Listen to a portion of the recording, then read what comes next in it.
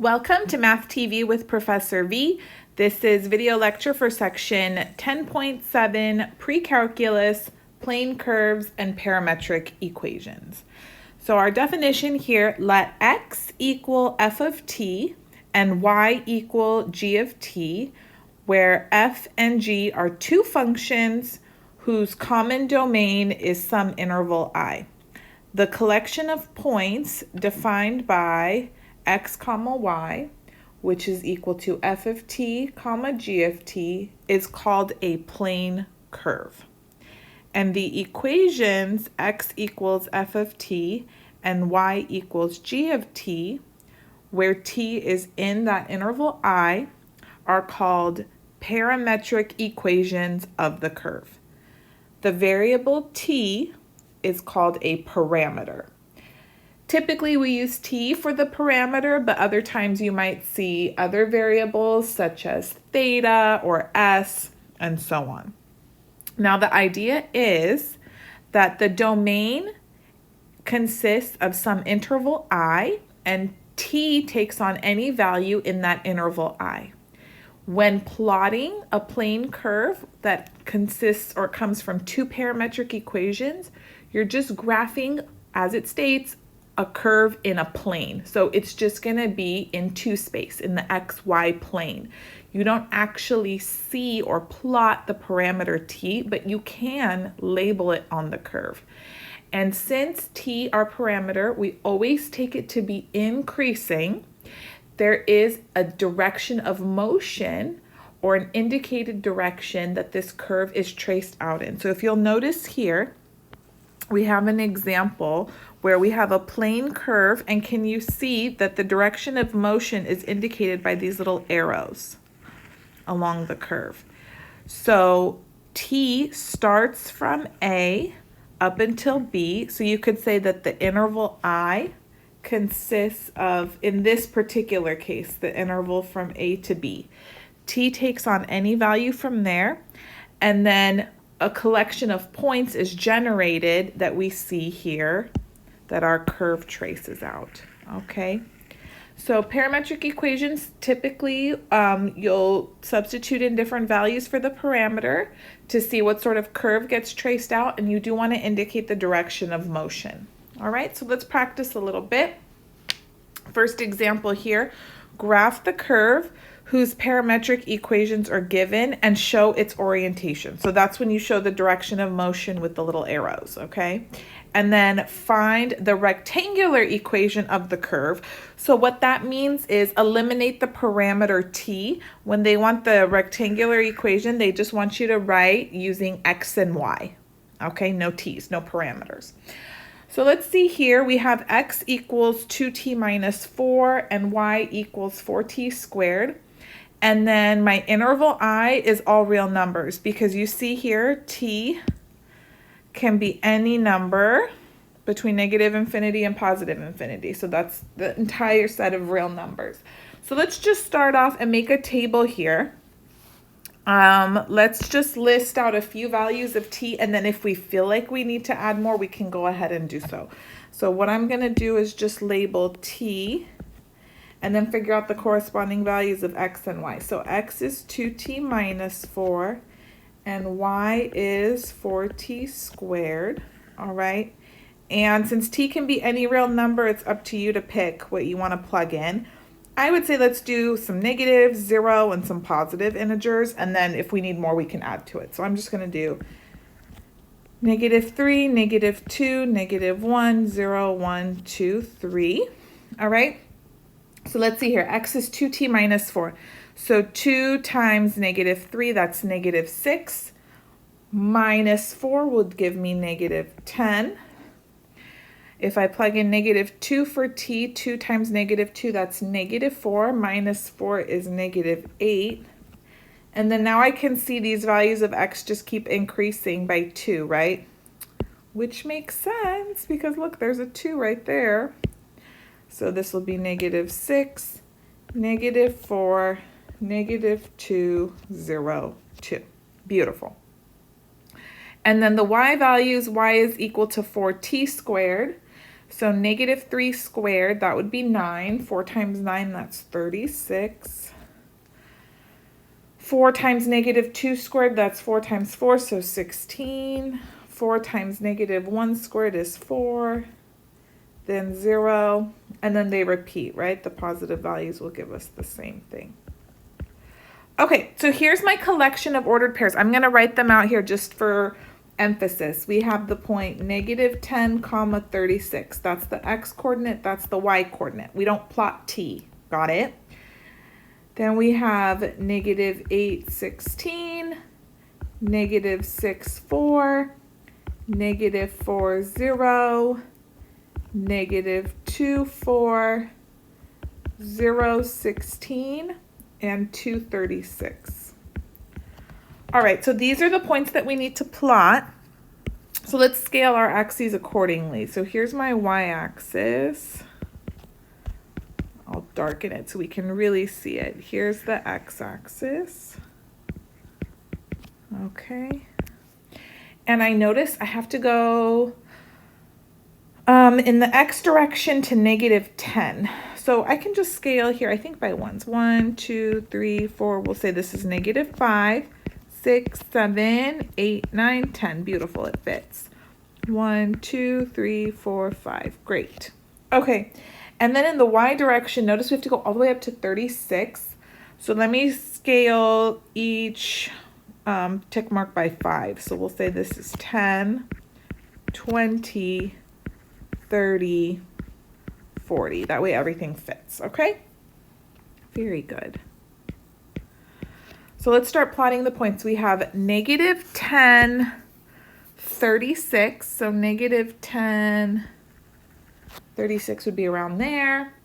Then we have negative 8, 16. So there's negative 8, 16 would be maybe right around here.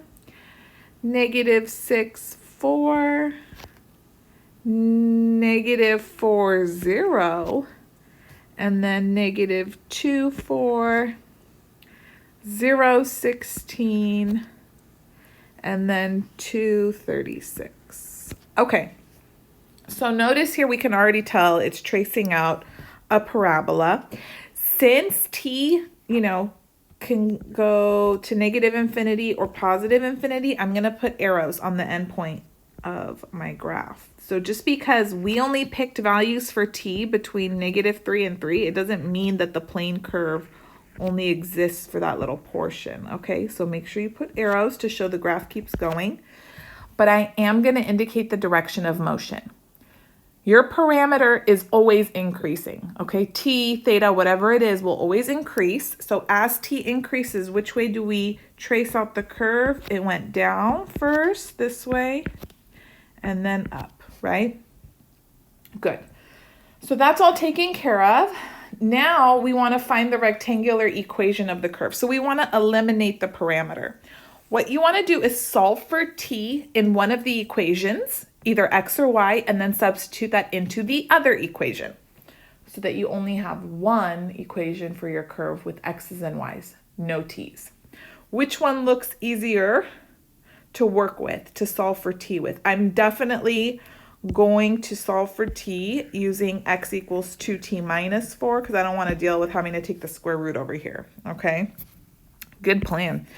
So we've got x equals 2t minus 4, so x plus 4 over 2 is equal to t. Now I'm going to substitute this in for t into my other parametric equation. So y equals 4 times t squared, so I'm going to replace t with x plus 4 over 2, and now that gets squared. We can clean it up more though, because that exponent I can distribute to the numerator and denominator. So then I have 4 times x plus 4 squared over, well look, x plus 4 gets squared, and then the 2 also gets squared. What's 2 squared? Why, yes, it's 4. So these 4's can cancel, and my final simplified answer is y equals x plus 4 squared. So that's the rectangular or Cartesian equation without a parameter. You guys, you should totally recognize this because we've studied parabolas. Vertex is at -4, 0, opening upwards. Is that what we saw here? Indeed, we did. What's the difference, though, when we work with parametric equations? We have an indicated direction of motion or orientation. And it's no surprise that we often use t as our parameter because t will stand for time in a lot of applications, okay? Good. Let's look at another one. Here we have x equals 2 cosine of t, y equals 3 sine t, and t is between only 0 and pi. Okay, so let's make a little table like we did last time. It worked so well. So here's t, x, which is 2 cosine t, and y, which is 3 sine t. All right, so I'm going to start off, let's just substitute in, for sure, 0 and pi, because those are the endpoints of the interval, and then I'll just throw in pi over 2 for good measure. I know what the shape is going to be, so I don't need to do a million points, and I'll just show you, once we're done, why that is. Okay, let's darken the x and y axes so we can really see where they are. Y, x, lovely. Okay, so if t is 0, 2 times cosine of 0, that's going to be 2 times 1. 3 times sine of 0, that's 0. At pi over 2, cosine is 0, so 2 times 0 is 0. Sine is 1, so this is 3. And then at pi, cosine of pi is -1, so this would be -2, and this is 0.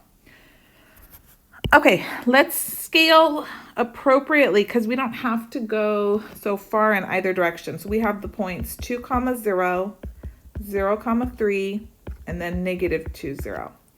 So here's 1, 2, 1, 2, 3, and -2. I want it nice and spaced out, right? There's nothing worse than when you draw this squished little graph. And then you can't even tell what you did. It doesn't show off all your hard work. So spread it out if you don't need to cram it in a little space. All right, so first point is 2, 0. Bam. Then we go to 0, 3, and then to -2, 0. I know this is going to trace out an ellipse, so I'm not going to plug in a bunch of points like pi over 4, 3 pi over 4. If you didn't know that, though, go ahead and check me out showing the orientation already. Okay, I want it a little more symmetrical. Let's just fill it in. Okay, now how to eliminate the parameter. So what we're going to do is use our Pythagorean identity. We all know cosine squared theta plus sine squared theta equals 1, right? We know this. This should be burned in our brain. So what I'm going to do is take x equals 2 cosine t, divide by 2. So now I have x over 2 is equal to cosine t. And then let's do the same thing with the other parametric equation. So y equals 3 sine t, right? Good. So y over 3 equals sine of t. So now I have what cosine of t and sine of t equal. And remember, cosine squared t plus sine squared t equals 1. So I'm just going to replace cosine of t with x over 2.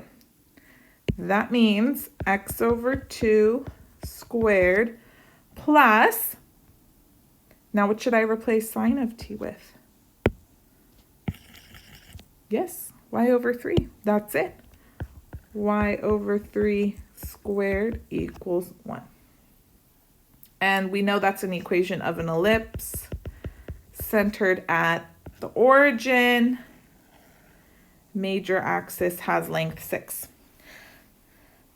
Again, if I were to only give you the rectangular equation, the one right here, then you wouldn't know that the graph actually just traces out the upper half of the ellipse.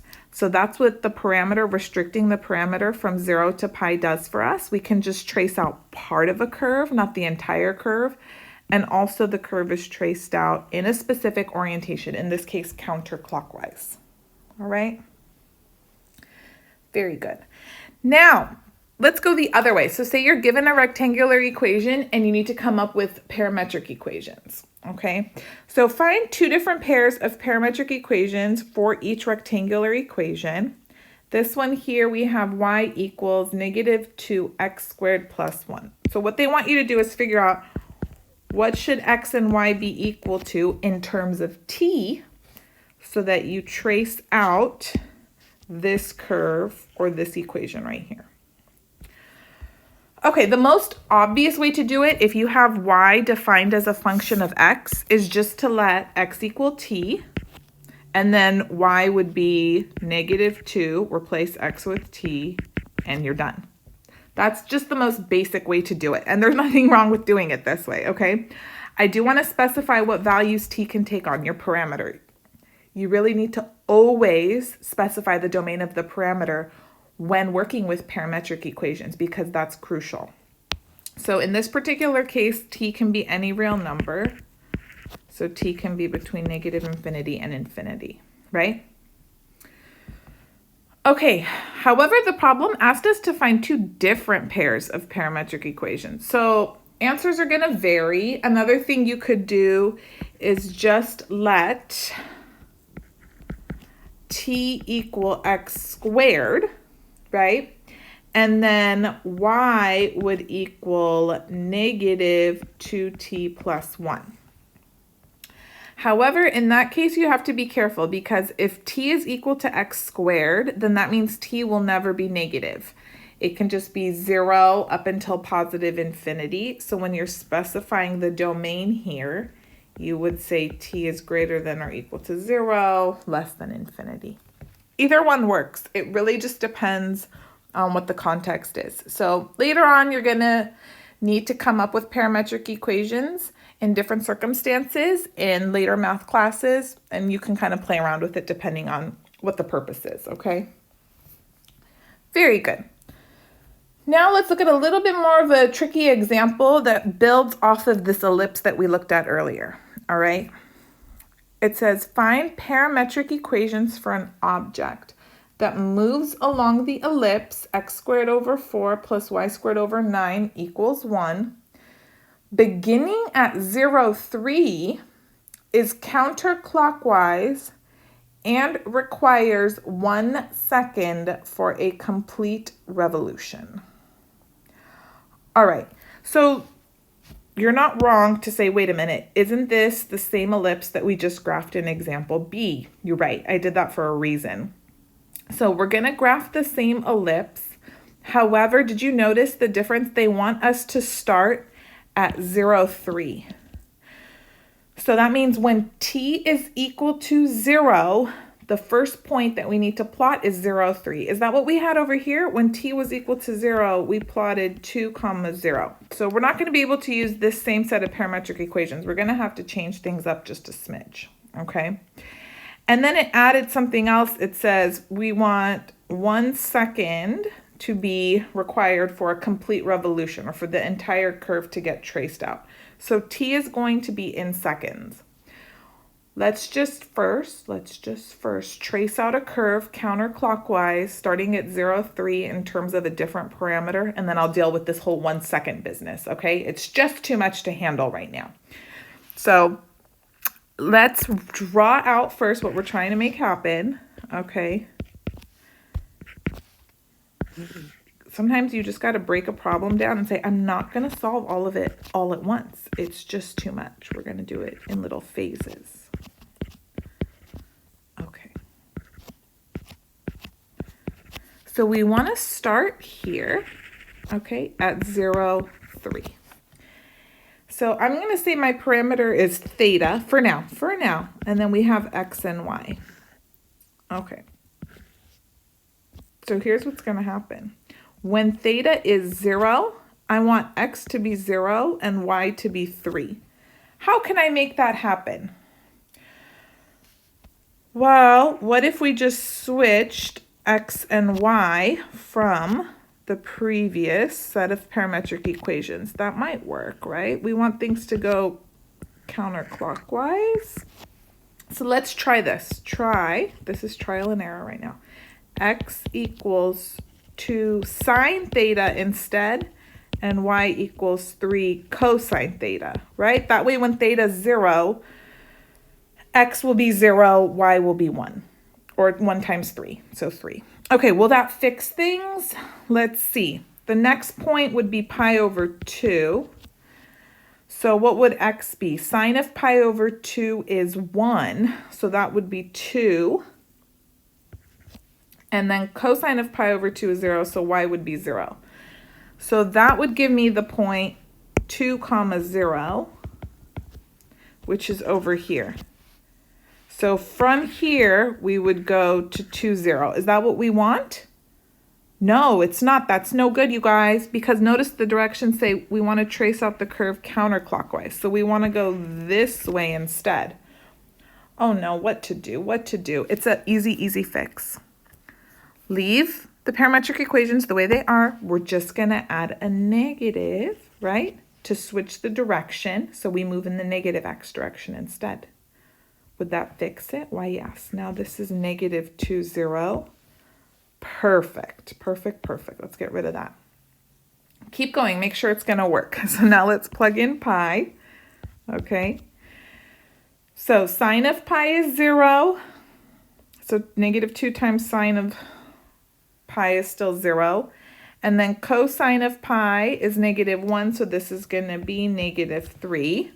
So this is 0, negative 3. Is that taking us to the right place? Yeah, that's right here. Boop, boop, boop, boop, boop. Everything's working out great. Okay, so let me change this now to dark blue because that's set. We're going to keep that negative in front of the 2 sine theta. So that's working out for us. Okay, fabulous. Now we want our parameter, the one for our final set of parametric equations, t, to vary between 0 and 1 to trace out this entire curve. So basically, we want t to be between 0 and 1, where t is measured in seconds. Right now, our parameter is theta. What are the bounds or the endpoints of the interval for theta in order for the entire ellipse to get traced out? For us to go all the way around, actually, oops, we started up here. Theta has to vary or range between 0 and 2 pi, yes? Good. Right now we have theta between 2 pi and 0. So how do I make this 2 pi a 1? 0 is already great. It's 0. Well, I'm going to divide everything in this inequality by 2 pi. And then now I have 1. Obviously, theta divided by 2 pi is t, and this is still 0. So these two quantities are now equal. Theta divided by 2 pi is equal to t. Theta over 2 pi equals t.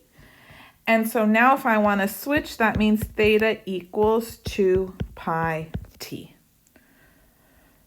All right. So our final answer is going to be, I need a little more space, don't you agree? Yes, feeling too squished with this.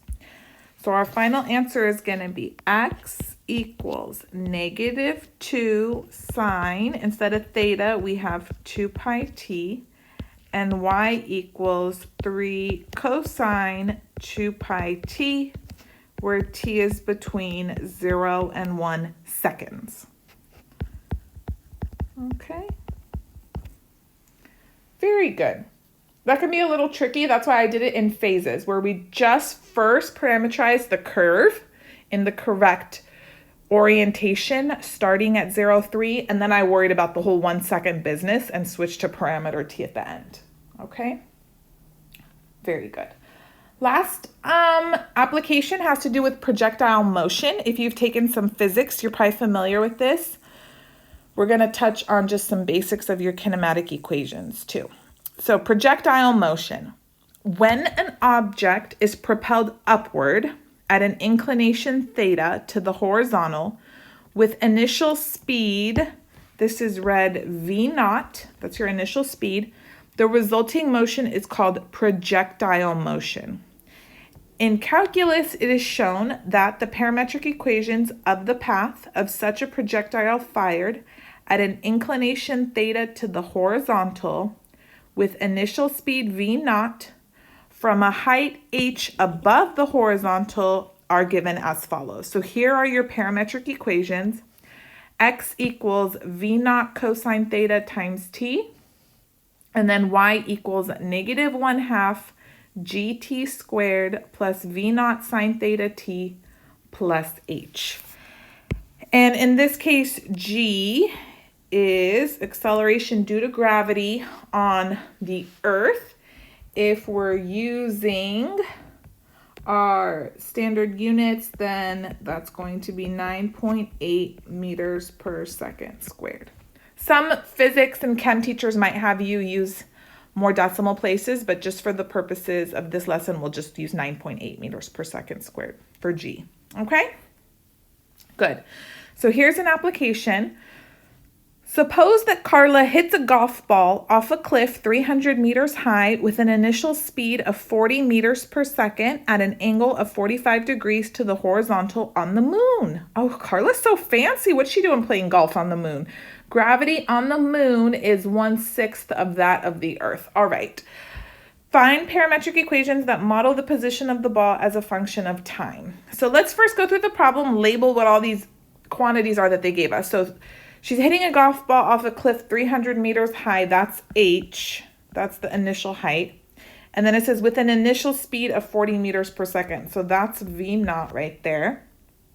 At an angle of 45 degrees to the horizontal. So that's theta. And then gravity on the moon is 1/6 of that on Earth. So for gravity for G, we'll have 1/6 of whatever we use on the Earth. Okay, so you can just add a 1/6 or divide that G by 6. All right, so find the parametric equations that model the position of the ball as a function of time. So X is going to equal V naught was 40, cosine of theta, theta was 45 degrees, times T. Okay, you could leave it like this. We do know that cosine of 45 is rad 2 over 2. So this becomes 40 times rad 2 over 2 times T. So we have X equals 20 rad 2T. And then for Y, we have negative 1/2. Instead of just plain old G, remember we have 1/6 of G. G was 9.8. T squared, T stays, that's your parameter, plus V naught, we already have that, that was 40, sine 45, that was my theta T, plus 300. Okay, and then clean it up. So this is going to be 9.8 divided by 12. That will simplify. If I leave it as a fraction, that's going to be negative 49 over 60. I still have T squared. And then this 40 sine 45 is the same as cosine of 45. So we're going to have again plus 20 rad 2T plus 300. So these are our parametric equations. Okay. Nice. Now, next part asks, how long is the ball in the air? Okay, so in order to figure out how long the ball is in the air, you want to know at what time it's going to hit the ground, because then it's no longer in the air. And what measures its vertical distance or how high up it is the equation for y. That gives you the height. Notice here, this is x, this is y. When y is 0, that means the ball hit the ground. So to answer part B, what I need to do is set y equal to 0 and solve. So we're going to set y equal to 0. And notice it's a quadratic equation, so I'm going to use the quadratic formula. Fat chance this thing factors in any cute way. And anytime I use the quadratic formula, notice here that the leading coefficient has a minus sign in front of it. We don't want that. We don't want to do our quadratic formula with a negative a. So we're going to just multiply everything by -1. So we'll have 49 over 60 t squared minus 20 rad 2t minus 300 equals 0. And then go ahead, set up your quadratic formula.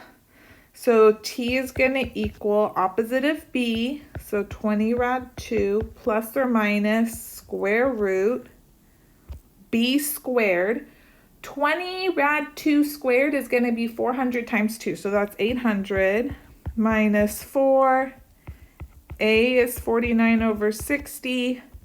C is negative 300 over 2a. 2 times 49 over 60. Okay? And then just put this in your calculator. I already did it for you. Yes, make sure you enter it carefully. You get two answers. You get either 43.15 or negative 8.51. So we can't go back in time just yet. That means our answer is 43.15 seconds, approximately. All right. That should make sense, though, that one of the answers was negative, because think about it. You're throwing this, or Carla's hitting the golf ball from an initial height. So it's going to hit the ground 43.15 seconds later. When was the other time it was in the ground? Well, if Carla had been able to get in a time machine, it would have happened, you know, negative 8.51 seconds in the past. All right, cool. Part C asks, determine the horizontal distance that the ball travels. Okay, I'm going to give you a little mini lecture about rounding right now. I hope you didn't clear your calculator because we rounded to get 43.15, right? It's 43 point blah, blah, blah, blah, blah, blah. So when you're figuring out the horizontal distance, they want x, right? And x is 20 rad 2t. If you just plug in 43.15 for t, you're not going to get a very accurate answer for x. You're going to have too much rounding error. So after you do part B with the quadratic formula, don't hit clear in the calculator, okay? Just take the full display, 43.1 blah, blah, blah, blah, blah, and then multiply that by 20 rad 2. Then you won't have any rounding error. So you should end up with approximately 1,220.40 meters. Yes. You don't want to round at any intermediary steps, okay? Good. And then last part says, when is the ball at its maximum height? Determine the maximum height of the ball. Okay, so remember the height is being determined by the parametric equation defining y. Y equals negative 49 over 60 t squared plus 20 rad 2t plus 300. And that's a quadratic equation. Notice the leading coefficient is negative, so it's tracing out a parabola that's opening downward. So the max height is going to happen at the vertex. Do you remember how to find the vertex of a parabola? You could complete the square, or we have a little shortcut that it's going to equal the x coordinate of the vertex, in this case t, would be at negative b over 2a, where I'm getting a, b, and c from the coefficients of the quadratic equation here. So a is negative 49 over 60, b is 20 rad 2, c nobody cares about for the vertex. Okay, so let's go ahead, find the vertex. T equals negative b over 2a. So that would be negative 20 rad 2 over 2 times negative 49 over 60. You could put this in your calculator, round to about 2 decimal places. You should get 17.32 seconds. So that is when the ball is at its max height, right? This gives me the value for t. And then what else do they want? They say determine the maximum height of the ball. So the max height is going to be whatever value y takes on at the vertex. So I'm just going to go back now and plug in 17.32 for t. Again, don't round or clear your calculator. Leave the full display and then just keep using your answer key, second recall, whatever, feature you have, so you don't round a whole bunch along the way. So we have negative 49 over 60 times 17.32 squared plus 20 rad 2. But keep in mind, all of these, on my calculator, I have that little TI. It says ants like that, because I'm not actually typing in 17.32. I don't want to round until my final answer. And you should get 544.90 meters. Very good. So that concludes the lesson. Stay tuned. We have a lot more pre-calculus videos coming your way.